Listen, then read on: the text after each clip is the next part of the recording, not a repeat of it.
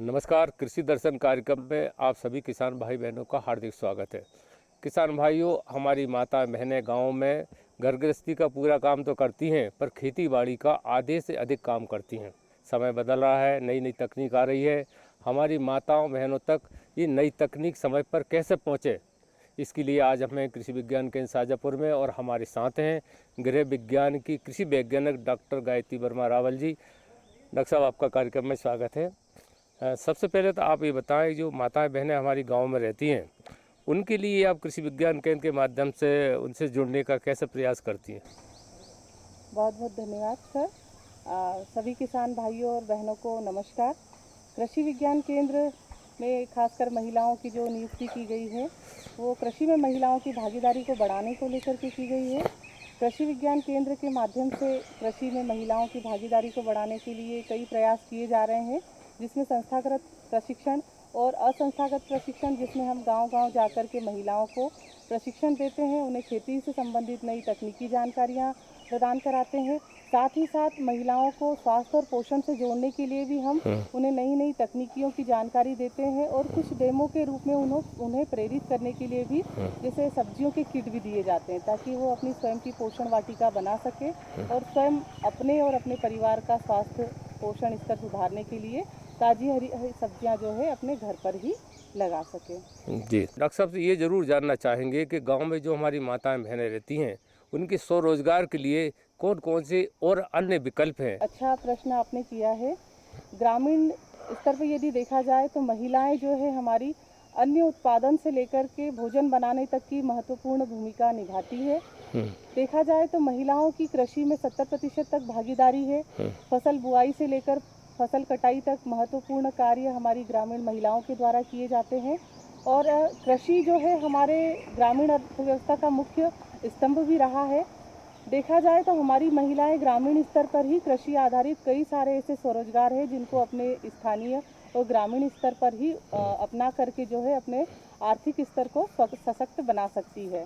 जैसे देखा जाए कृषि आधारित जो हमारे उत्पाद हैं, जैसे फल है, सब्जियां हैं, उनका परिरक्षण करके, उनका मूल्य संवर्धन करके उनके कई सारे उत्पाद तैयार कर सकती हैं और उन्हें बाजार में बेचा जा करके आर्थिक रूप से जो है आय का स्रोत भी बनाया जा सकता है।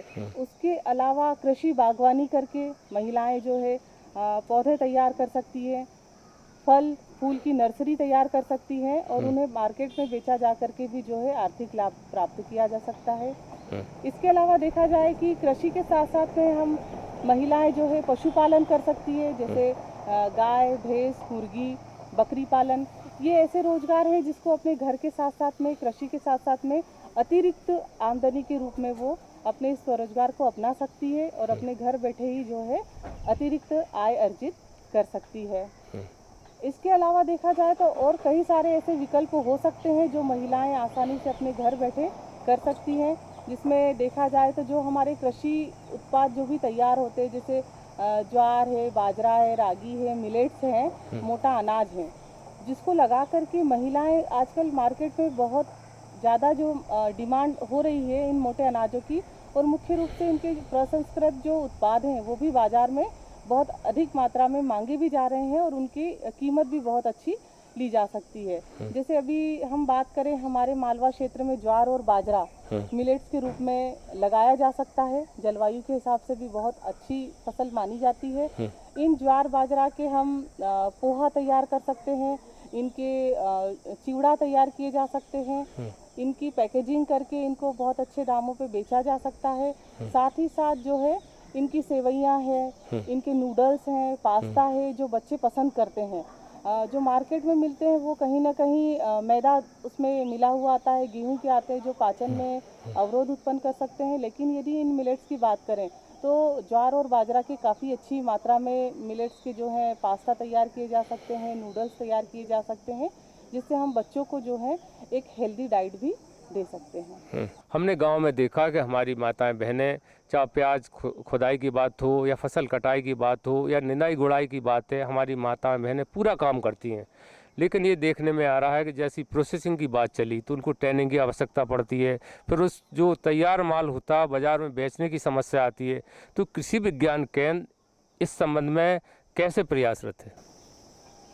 जी, बहुत अच्छा आपने प्रश्न किया है। हमारी ग्रामीण महिलाएं चूँकि कम पढ़ी लिखी होती हैं, थोड़ा सा बाज़ार में उन्हें अपने उत्पाद को बेचने में दिक्कत महसूस होती है, लेकिन इसके लिए कृषि विज्ञान केंद्र यथासंभव प्रयास करता है। कहीं न कहीं हम जो शासन की योजनाएं हैं, उनसे उनको अवगत कराते हैं। जैसे हमारा मध्य प्रदेश आजीविका मिशन जो है, वो महिलाओं की हर गांव स्तर पे जो है स्वयं सहायता समूह तैयार करते हैं। उन समूहों के माध्यम से जो है उन महिलाओं का 10 से 12 महिलाओं का समूह तैयार किया जाता है और उन महिलाओं को जो है रोजगार से जोड़ा जा कर के उन्हें आर्थिक रूप से सहायता भी प्रदान की जाती है। और कृषि आधारित जो उद्योग है, उन्हें कहीं न कहीं कृषि वैज्ञानिक के माध्यम से उन्हें प्रॉपर प्रशिक्षण दिलाया जाता है। उनको उत्पाद तैयार करने की पूरी प्रशिक्षण प्रक्रिया के साथ साथ में कैसे मार्केटिंग की जाना है, कैसे प्रोसेसिंग की जाना है, कैसे उसकी लेबलिंग और पैकेजिंग की जाना है, इस बात को ध्यान में रखते हुए भी प्रशिक्षण दिया जाता है। और उन्हें कहीं ना कहीं स्थानीय जो हमारे मार्केट है, उनसे लिंकेज किए जाने का भी प्रयास जो है यथासंभव किया जाता है, ताकि महिलाएं अच्छी पैकेजिंग, अच्छी लेबलिंग करके अच्छी मात्रा में जो है उत्पाद तैयार करें और उसमें मुख्य रूप से पोषण संबंधी आवश्यकताओं का भी ध्यान रखें, पोषक तत्वों का भी ध्यान रखें, कैसे उसे तैयार किया जाना है जिससे उसके पोषक तत्वों का भी जो है ज़्यादा से ज़्यादा ह्रास ना हो। इस चीज़ को ध्यान रखते हुए बारीकी से जो है कृषि विज्ञान केंद्र के माध्यम से उन महिलाओं को प्रशिक्षण दिया जाता है, ताकि वे एक अच्छा उत्पाद तैयार करके अपना स्वयं का आर्थिक स्तर भी मजबूत बना सके और एक राष्ट्र के उत्थान में भी जो है अपनी महत्वपूर्ण भूमिका अदा करे। किसान भाइयों, अब समय है छोटी सी ब्रेक का। ब्रेक के बाद फिर आपसे मिलते हैं। अरे सुन तो। मुझे क्या सुनाना चाहते हो? जो सुनाओ मेरी सौतन को। किसको? अरे वही तुम्हारा मोबाइल फोन जिससे सुबह शाम दिन रात चिपके रहते थे और कहते थे किसान कॉल सेंटर से बातें हो रही हैं। अच्छा, ये बात है। हाँ, क्यों? क्या हुआ? अब बात नहीं होती क्या? अब तो झट से बात हो जाती है। संबंधी समस्याओं का अपनी भाषा में तुरंत हल पाने के लिए पूरे भारत में किसी भी फोन से हेल्पलाइन नंबर पर संपर्क करें। किसानों का दोस्त किसान कॉल सेंटर। किसान भाइयों, ब्रेक के बाद फिर आपका स्वागत है। हमें कृषि विज्ञान केंद्र शाजापुर में और हमारे साथ हैं गृह विज्ञान की कृषि वैज्ञानिक डॉक्टर गायत्री वर्मा रावल। हम उनसे ये जानना चाहेंगे ऐसे कौन कौन से उद्यम है जो कृषि आधारित चल सकते हैं और माताएं बहनें चला सकती हैं। देखिए, हमारा जो देश है वो कृषि प्रधान देश है। कई सारी अपार संभावनाएं हैं जिसको अपना करके महिलाएं जो है स्वरोजगार अपने स्थानीय स्तर पर ही उपलब्ध कर सकती है। यदि हम बात करें, अभी खरीफ सीजन जो आने वाला है, सोयाबीन हमारे मध्य प्रदेश की एक प्रमुख फसल है। इसे हमारे किसान कैश क्रॉप के रूप में लेते हैं। यदि हम मूल्य संवर्धन की बात करें, प्रोसेसिंग की बात करें, तो बहुत ही कम मात्रा में सोयाबीन का प्रोसेसिंग या वैल्यू एडिशन जो है वो किया जाता है। हमारी जो महिलाएं हैं, आज मार्केट में सोयाबीन के जो आटे की बहुत ज़्यादा डिमांड है और सोयाबीन का जो आटा है लगभग 80 रुपये से 100 रुपये प्रति किलो के हिसाब से मार्केट में कई हमारे जो किराना दुकान है वहाँ पर बिक रहा है। महिलाएं सिंपल सा उस सोयाबीन को, जो तकनीकी जानकारी कृषि विज्ञान केंद्र के माध्यम से दी जाती है, प्रॉपर तरीके से, जैसे सोयाबीन को हमें किसी भी रूप में सीधा डायरेक्ट इस्तेमाल नहीं करना है।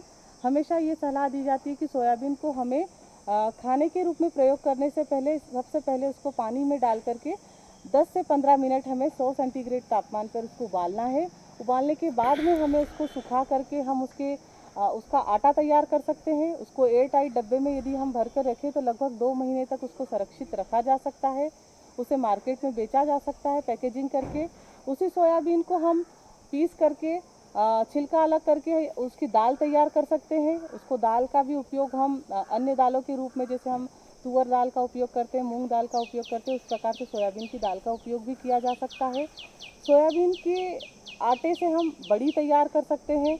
उसके साथ ही देखा जाए तो आज वर्तमान समय में हमारे यहाँ दूध की बहुत ज़्यादा डिमांड है और पनीर की बहुत ज़्यादा डिमांड है। लेकिन देखा जाए कि मार्केट में जो पनीर उपलब्ध हो रहा है, कहीं ना कहीं उसमें मिलावट देखी जा रही है। सोयाबीन का दूध हम बहुत आसानी से तैयार कर सकते हैं, उसको रोजगार के रूप में भी आगे लिया जा सकता है। लगभग 1 किलो सोयाबीन से हम 6 से 8 लीटर दूध तैयार कर सकते हैं और उस 6 से 8 लीटर जो हमारा तैयार दूध है, उसी दूध से लगभग 1.5 से 2 केजी तक पनीर तैयार किया जा सकता है।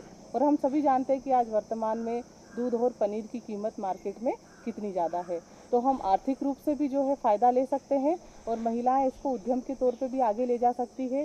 सोयाबीन का पनीर है, सोयाबीन का दूध है, सोयाबीन का आटा है, बड़ी है, कई सारे उत्पाद हैं जो तैयार करके मार्केट में आसानी से बेच सकती है। इसके अलावा चना है, गेहूँ है, गेहूँ के भी दलिया है, आटा है, ये तैयार करके हम मार्केट में उसको बेच सकते हैं। हमारी महिलाएं तैयार कर सकती है और आर्थिक लाभ ले सकती है। चना है, चने की दाल तैयार करके यदि उसको परंपरागत तरीके से हमारी महिलाएं तैयार करती है, जो पूर्व में करती आ रही है, जैसे जो लोकल हमारा घट्टी जिसे कहा जाता है, उस पर महिलाएं खुद पीस करके दाल बनाती है, तो वही दाल जो है 200 से 250 रुपये प्रति किलो के हिसाब से मार्केट में बिक सकती है। और आज मार्केट में पॉलिश दाल की अपेक्षा जो घरेलू दाल होती है, वो उसका स्वाद भी अच्छा होता है, उसकी पोषण वैल्यू भी अच्छी होती है और उसकी मार्केट में डिमांड भी जो है काफ़ी अच्छी मानी जा रही है। हम देखते हैं कि गांव में हमारी माताएं बहनें घर पे ही आटा तैयार करती हैं, मिर्ची पीस के रखती हैं। अर्थात हम ये कह सकते हैं जो भी कृषि उत्पाद है वो पूरी तैयारी हमारी माता बहनें अपने घर पे तैयार रखती हैं और वर्ष भर के लिए उनको डिब्बे में बंद कर लेती। ज़रूरत इस बात की है कि उसको उद्यम के रूप में लें। उद्यम के रूप में कैसे लें, ये बताएं आप। महिलाएं उसको उद्यम के रूप में लेने से पहले उन्हें प्रॉपर प्रशिक्षण की आवश्यकता होगी, जो कृषि विज्ञान केंद्र के माध्यम से दिया जाता है। हमारी महिलाएं, माता बहनें जो भी अपने स्थानीय स्तर पे वो उद्यम करना चाहती है, चाहे वो फल हो, चाहे सब्जियां हो, चाहे हमारे अन्य कृषि उत्पाद हो, जो उनके वहाँ स्थानीय स्तर पे उपलब्ध हो, उनको पहले वो उसका चुनाव कर ले कि उन्हें क्या करना है।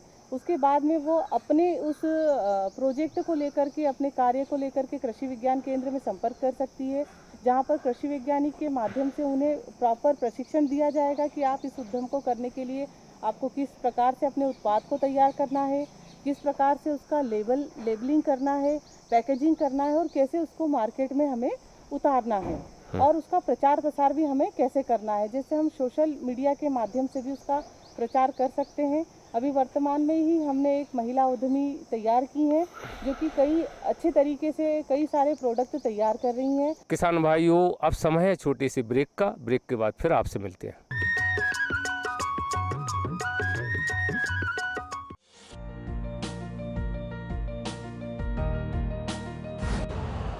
यूरिया का स्वदेशी उत्पादन 70 लाख टन बढ़ाने के लिए 6 उर्वरक संयंत्रों का उद्धार किया जा रहा है।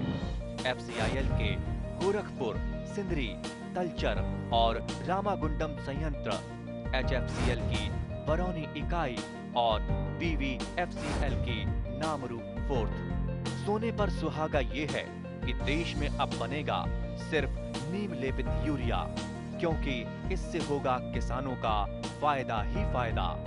अनाज का उत्पादन 10% तक बढ़ेगा, बढ़ेगी 10 से 15% नाइट्रोजन क्षमता।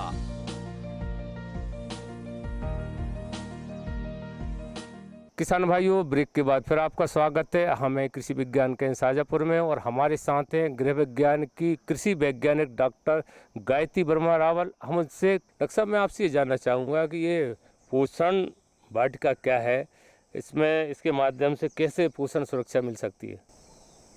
देखिए, बहुत ही अच्छा प्रश्न आपने किया है। पोषण वाटिका जो है वो पोषण सुरक्षा को लेकर के एक कॉन्सेप्ट तैयार किया गया है। हमारे ICR के द्वारा ये कॉन्सेप्ट लाया गया है, जिसका मुख्य उद्देश्य है कि हर गांव में हर महिला पोषण वाटिका को अपनाए, घर पे ताज़ी हरी सब्जियां मौसम के हिसाब से लगाए स्वयं उन सब्जियों का भी अपने दैनिक आहार में इस्तेमाल करें और अपने परिवार को भी ताज़ी हरी सब्जियां उपलब्ध कराएं। अब प्रश्न ये आता है कि हमें पोषण वाटिका तैयार कैसे करनी है।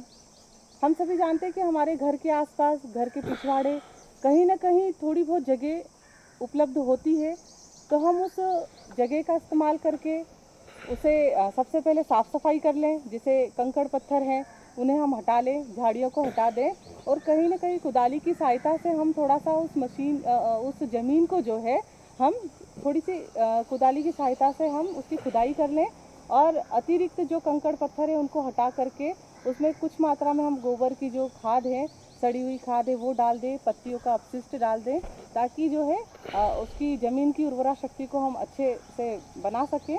उसके बाद में छोटी छोटी सी हम क्यारियाँ तैयार करके रबी, खरीफ, जायद सीजन के हिसाब से हम सब्जियों का चुनाव कर सकते हैं और उसमें हम सब्जियां उगा करके जो है अपने परिवार को ताज़ी हरी सब्जियां उपलब्ध करवा सकते हैं। तो किसान भाइयों, डॉक्टर साहब ने इतनी महत्वपूर्ण जानकारी हमारी माताओं बहनों को दी, हमारे किसान भाइयों को दी। डॉक्टर साहब आपका बहुत बहुत धन्यवाद। आपने हमारी माताओं बहनों को सामयिक जानकारी दी, उनको प्रोत्साहित किया, आत्मनिर्भर कैसे बने इस संबंध में आपने मार्गदर्शन दिया। एक बार फिर आपको धन्यवाद। किसान भाइयों, अब समय है खबरें खेती का, आइए देखते हैं। नमस्कार किसान भाइयों, खबरें खेती में आप सभी का स्वागत है। आइए पहले नजर डालते हैं मुख्य समाचारों पर। अधिकांश हिस्सों में मानसून सक्रिय, मत्स्य उत्पादन में भारत दूसरे स्थान पर, ग्रीष्मकालीन मूंग खरीदेगी सरकार, हर खेत में सिंचाई के लिए पहुंचेगा पानी और तकनीकों से बनेगा खेती लाभ का धंधा। और अब खबरें विस्तार से। मौसम विभाग ने बताया कि 26 मई से रुका हुआ मध्य और पूर्वी भारत में पहुंचने के साथ मजबूती वापसी कर सकता है। उत्तर पश्चिमी भारत में अधिकतर हिस्सों में पहुंचने की संभावना है। मौसम विभाग ने बताया कि उत्तर भारत के अधिकांश हिस्सों में गर्मी कम हो जाएगी और तापमान में 2 से 3 डिग्री गिरावट आएगी। दक्षिण प्रायद्वीप को छोड़कर देश के अधिकांश हिस्सों में सामान्य से अधिक बारिश होने की संभावना है। दक्षिण प्रायद्वीप में सामान्य से कम वर्षा हो सकती है। मानसून के जल्दी आने के बाद दक्षिण पश्चिम मानसून में रुकावट से इसकी कमी करीब 34% तक बढ़ गई। केंद्रीय मछुआ पालन, पशुपालन और डेयरी मंत्री राजीव रंजन सिंह ने कहा कि दुनिया में मछली उत्पादन में भारत का दूसरा स्थान है।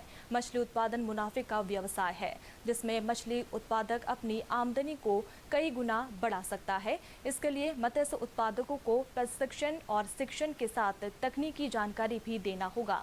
साथ ही उन्हें अच्छा बीज भी उपलब्ध कराना होगा। यदि हमें विटामिन और प्रोटीन उत्पादन के क्षेत्र में आगे बढ़ना है तो हमें मछली उत्पादन को अधिक बढ़ावा देने की जरूरत है। देश में मछली उत्पादन और उत्पादकता को बढ़ावा देने के लिए केंद्र सरकार की कई ऐसी योजनाएं हैं जिसका लाभ उठाकर मछली उत्पादक अपने व्यवसाय को एक नई ऊंचाई दे सकता है। मुख्यमंत्री डॉक्टर मोहन यादव ने कहा कि सरकार ने किसानों के हित में निर्णय लेते हुए ग्रीष्मकालीन मूंग एवं उड़द को न्यूनतम समर्थन मूल्य पर उपार्जन किए जाने संबंधी निर्णय लेकर प्रस्ताव केंद्रीय कृषि एवं किसान कल्याण मंत्रालय को भेजा है। किसानों से न्यूनतम समर्थन मूल्य पर मूंग और उड़द के उपार्जन के लिए किसानों का पंजीयन 19 जून से प्रारंभ होगा। इस संबंध में संबंधित विभाग एवं एजेंसियों को निर्देश जारी किए गए हैं। डॉक्टर यादव ने कहा कि राज्य सरकार किसानों के आर्थिक सशक्तिकरण के लिए कृषि आधारित उद्योग लगाने में भी मदद कर रही है। किसानों को उनकी फसल का वाजिब दाम दिलाने के लिए प्रतिबद्धता से काम कर रही है। डॉक्टर यादव ने किसानों संघ से हुई चर्चा में आश्वस्त किया है कि सरकार किसानों को अगली फसल के लिए भी आवश्यक सहायता प्रदान करेगी। उन्होंने कहा कि सरकार किसानों को उन्नत बीज और उन्नत कृषि यंत्र उपलब्ध कराने के लिए प्रदेश में निरंतर कृषि मेलों का आयोजन कर रही है। मुख्यमंत्री डॉक्टर मोहन यादव ने कहा कि रीवा तेजी से विकास कर रहा है और क्षेत्र के विकास के लिए हर संभव सहायता दी जाएगी। रीवा जिले के हर खेत में सिंचाई के लिए पानी की सुविधा मिलेगी। हम किसानों को 5 रुपए में सिंचाई के लिए बिजली का कनेक्शन देंगे। अगले 3 सालों में 32 लाख किसानों को सोलर पंप देकर बिजली के बिल से मुक्ति दिलाएंगे। किसान सोलर से प्राप्त बिजली का उपयोग करेंगे और अतिरिक्त बिजली को सरकार खरीदकर किसानों को पैसा देगी। खेती को आधुनिक बनाने के साथ साथ दूध उत्पादन के लिए भी विशेष प्रयास करेंगे। वर्तमान में देश के 9% दूध का उत्पादन मध्य प्रदेश में होता है। इसे बढ़ाकर 20% तक ले जाएंगे। इसके लिए गौपालन करने वालों को अनुदान देंगे और सरकार दूध खरीदकर पशुपालकों को लाभान्वित करेगी।